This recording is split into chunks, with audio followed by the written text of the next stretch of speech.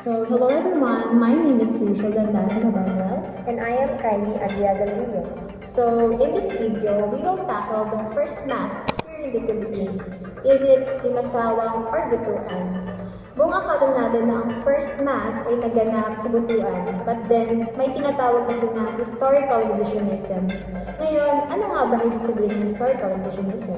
Historical revisionism involves interpretation of past events or presentation of newly discovered facts, historical documents, and evidences. Yes, at ito ay pinagkasunduan ng mga historiador, pinag-aralan, binusisi lahat ng mga dokumento, mga artifacts, mga footages, at kung ano-ano pa ang mga ebidensya na nakadagdag.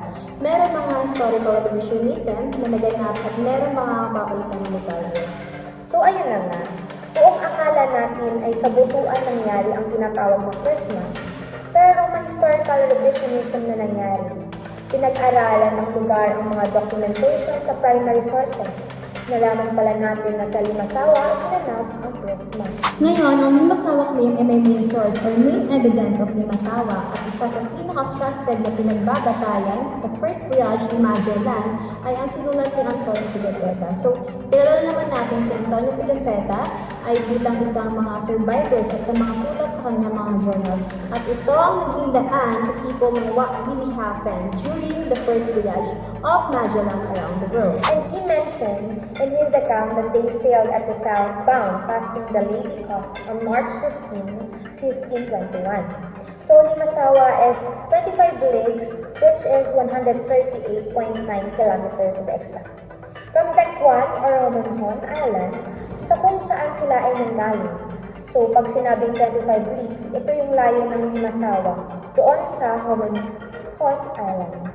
So, yes, partner, and according to expert at iba pang mga mananaliksik, yung binanggit na distansya ni Antonio Pigafetta fits so well dun sa destination ng Limasawa sa layo ng Romanhon Island.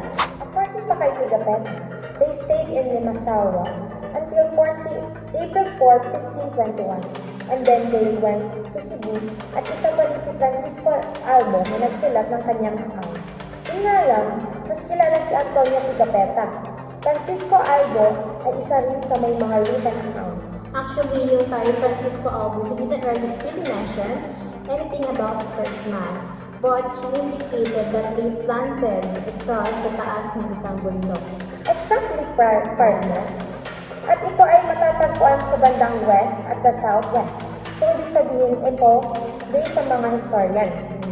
It fit nicely dun sa description ng Limasawa na kung saan nilagay yung marker wherein makakakita siya. Makikita ka daw ng tatlong isla upon looking the direction na nabanggit ni Francisco.